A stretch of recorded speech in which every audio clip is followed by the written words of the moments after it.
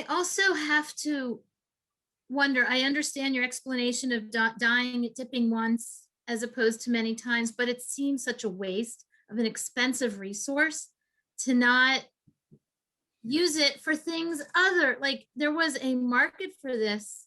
Did they use the leftover dye for other less Kodesh purposes? Like they must have been able to sell that kind of dyed cloth anywhere. Did they really just dump it out? I can't imagine that. I think that you're right, and I'll tell you a couple of things, and then I'm going to tell you a secret, but you have to promise not to tell anybody else. We're recording this, so I don't know what to tell you. The first point is you're 100% correct. They would have used the second dippings, and they would have sold it. And how do I know that?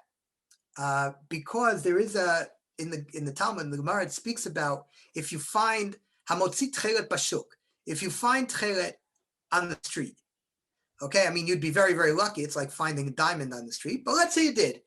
Are you allowed to use it? So the Gemara says, no, you can't. Why? Because you can't be sure if it was dyed lishma or not, if it was dyed for the express purpose of tzitzit or not, which means that they were dyeing Tekhelet for other purposes as well. Now, it could be that this is talking about some Romans that were dyeing Tekhelet, or it just could be that this was the Jews who were dyeing Tekhelet with a second dip and the third dip and all, and for that. So I'm quite sure that the Phoenicians for sure, but also the Jews, if there was a way that they could squeeze another dollar out of this vat, they would have figured it out. But remember, we had this machloket, and I'm sorry that I tortured you to go through this terrible machloket between Rabbi Chanina and Rabbi Yochanan ben Davai, and your heads are going to be spinning all night. But the Razina Rebbe believes dipping multiple times is perfectly fine. Tosfot and the Rambam believe that dipping multiple times is perfectly fine. We are very, very, very machmir. And I have to admit, we're very, very machmir. Not everybody is. And one person who is not specifically with respect to the Bigdei Kehuna happens to be Rav Ariel, the head of Machon HaMikdash. So Rav Ariel actually said to us, dip away a second time and give me all of that second dipping, and that's what we'll make the me'il of the Kohen Gadol from. So the actual me'il that we have and the me'il that's in Machon HaMikdash is actually made from second dipped Tekhelet. And as you can see, it's still very, very beautiful. It's still, you couldn't tell the difference, just like the Radziner said. It wasn't only his cuttlefish and squid that could be dyed 2 or 3 times before you see any difference. Ours as well. So what we do is we take that second dipping and we'll use it for other things when we can. Which is actually, if you think about it, it's a little ironic that the whole idea of Marasheni we learned out of Klil Tekhelet from the Bigdei Kehuna, and yet we, for Tzitzit, will not use the second dip, and for the Bigdei Kehuna, they will use the second dip. At least that's according to Rav Ariel. One day, please God, Mashiach will come, and along with him, the Kohen Gadol.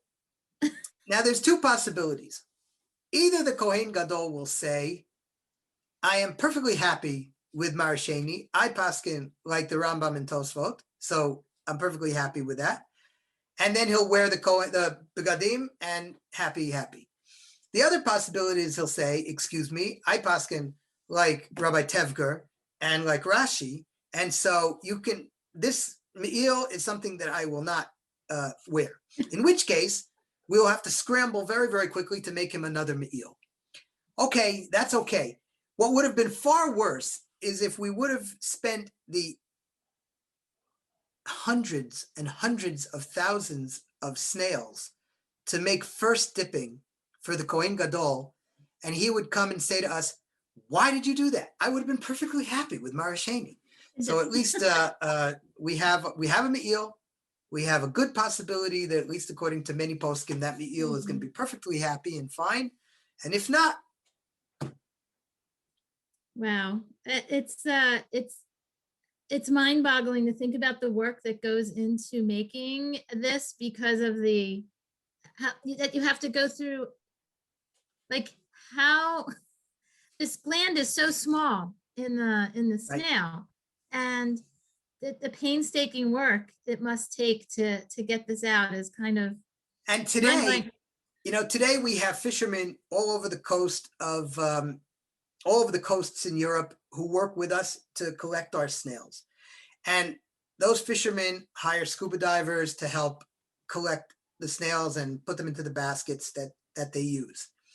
So, and, we're pretty okay if you think about it. It's still tremendously painstaking. Every single snail is Yeah. broken open one by one, but collecting these thousands and thousands of snails is an enormous amount of work. But imagine what must have gone into it in in the generations Right. 1,500 or 2,000 years ago, 1,500, 2,000 years ago.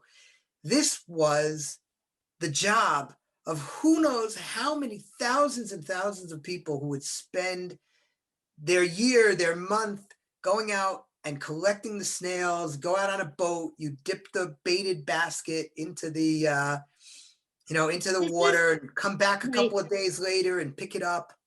Very, very, very difficult work. And so you can imagine why preparing the vat was like an amazing thing. You prepare this for weeks and weeks and weeks, if not months. Again, remember, the snail has to be broken open. The Gemara tells us about this, and so do the Greek and Roman scientists. The snail has to be broken open and the gland taken out of it only while it's alive. So you can't be storing up all of these glands for months. You can store the snails alive, but then there's going to be one big miftzah, they would say here, one big giant activity where you're going to get everybody in the village is going to come down and break open the snails on snail breaking day, which is once every 3 or 4 or 5 months, right? Everybody's going to be doing it, pulling out the glands, stuff, and then you wait for 2 weeks and the entire village is going to be looking, with bated breath and wondering, is it going to work this time? Is it not going to work this time? I remember some old man would say, that you needed to pour in a little bit of salt and we forgot to do it, or too much or too little, and it worked or it didn't work. It must have been dancing and holiday and whole snail fest and who knows what. Maybe I'm getting a little carried away, but. No, I appreciate it because you were saying it had to ferment naturally and they didn't know exactly, they didn't have the science we have to understand, but the effort that they had to go into, they didn't have scuba divers that had, Right. air and they can dive down and find them.